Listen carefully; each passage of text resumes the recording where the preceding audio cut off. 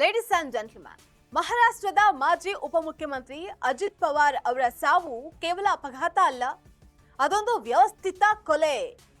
ಅವರನ್ನ ಕೊಲ್ಲಬೇಕು ಅಂತ ಸಂಚನ್ನ ರೂಪಿಸಲಾಗಿತ್ತ. ಅಷ್ಟಕ್ಕೂ ಈ ಡೌಟ್ ಈಗ ಬಂದಿದ್ದಾದ್ರೂ ಯಾಕೆ?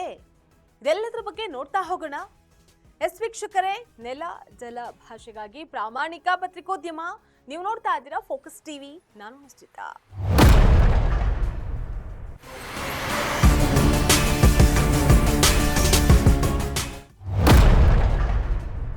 ಅಜಿತ್ ಪವಾರ್ ಅವರ ಸಾವು ಕೇವಲ ಅಪಘಾತ ಅಲ್ಲ, ಅದೊಂದು ವ್ಯವಸ್ಥಿತ ಸಂಚು ಮತ್ತು ಕೊಲೆ ಅಂತ ಅವರ ಅಳಿಯ ರೋಹಿತ್ ರಾಜೇಂದ್ರ ಪವಾರ್ ಗಂಭೀರವಾದಂತಹ ಆರೋಪವನ್ನ ಮಾಡಿದ್ದಾರೆ.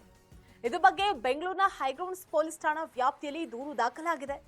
ಹಲವಾರು ಅನುಮಾನಾಸ್ಪದ ಸಂಗತಿಗಳನ್ನ ಬಹಿರಂಗಪಡಿಸಲಾಗಿದೆ. ಜನವರಿ 28, 2026ರಂದು ಮುಂಬೈನಿಂದ ಬರಮಾವತಿಗೆ ತೆರಳುತ್ತಾ ಇದ್ದಂತಹ ಬಾಂಬಾರ್ಡಿಯರ್ ಲಿಯರ್ ಜೆಟ್ 45 ವಿಮಾನ ಪತನಗೊಂಡಿತ್ತು. ಈ ಅಪಘಾತದಲ್ಲಿ ಅಜಿತ್ ಪವಾರ್ ಸೇರಿದಂತೆ 5 ಮೃತಪಟ್ಟಿದ್ರು. ಈಗ ಈ ಘಟನೆಯ ಬಗ್ಗೆ ಸಂಶಯ ವ್ಯಕ್ತಪಡಿಸಿರುವಂತಹ ರೋಹಿತ್ ಪವಾರ್, ಇದು ಕೇವಲ ಅಪಘಾತ ಅಲ್ಲ, ವ್ಯವಸ್ಥಿತ ಕೊಲೆ ಅಂತ ದೂರಿನಲ್ಲಿ ಉಲ್ಲೇಖಿಸಲಾಗಿದೆ. ಇನ್ನು ಈ ದೂರಿನಲ್ಲಿ ವಿಮಾನ ಸುರಕ್ಷತಾ ನಿಯಮಗಳನ್ನ ಉಲ್ಲಂಘನೆ ಮಾಡಲಾಗಿದೆ, ನಿರ್ವಹಣೆಯಲ್ಲಿ ಭಾರಿ ನಿರ್ಲಕ್ಷ್ಯ ನಡೆದಿದೆ, ದಾಖಲೆಗಳನ್ನ ಬದಲಾಯಿಸಲಾಗಿದೆ ಅಂತ ದೂರಿನಲ್ಲಿ ತಿಳಿಸಿದ್ದಾರೆ.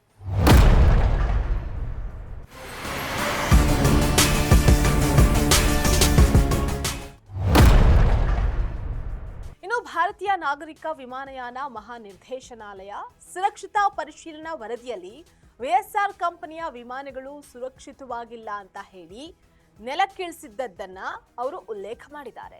ಇನ್ನು ವಿಮಾನವು 5,000 ಗಂಟೆಗಳ ಎಂಜಿನ್ ಮಿತಿಗೆ ಸಮೀಪವಾಗಿದ್ರೂ ಅದನ್ನ ಹಾರಾಟಕ್ಕೆ ಬಳಕೆ ಮಾಡಲಾಗಿದೆ. ಅಧಿಕೃತ ದಾಖಲಾತಿಗಳಲ್ಲಿ ವಿಮಾನದ ಹಾರಾಟ ಗಂಟೆಗಳನ್ನ ಕಡಿಮೆ ತೋರಿಸಲಾಗಿದ್ದು, ವಾಸ್ತವದಲ್ಲಿ ಅದು 8,000 ಗಂಟೆಗಳಿಗೂ ಅಧಿಕ ಹಾರಾಟವನ್ನ ನಡೆಸಿರಬಹುದು ಅನ್ನುವಂತಹ ಅನುಮಾನ ವ್ಯಕ್ತವಾಗಿದೆ ಅಂತ ದೂರಿನಲ್ಲಿ ತಿಳಿಸಿದ್ದಾರೆ. ಒಟ್ನಲ್ಲಿ ರೋಹಿತ್ ಪವಾರ್ ಎಫ್ಐಆರ್ ದಾಖಲಿಸಿದ್ದಾರೆ. ಈ ಪ್ರಕರಣ ಎಲ್ಲಿಗೆ ಹೋಗಿ ತಲುಪುತ್ತೆ ಕಾದ್ ನೋಡ್ಬೇಕಾಗಿದೆ. ಇದಾಗಿತ್ತು ಇವತ್ತಿನ ಫೋಕಸ್ ಸ್ಪೆಷಲ್ ರಿಪೋರ್ಟ್. ನೆಲ ಜಲ ಭಾಷೆಗಾಗಿ ನೋಡ್ತಾ ಇರಿ ಫೋಕಸ್ ಟಿವಿ.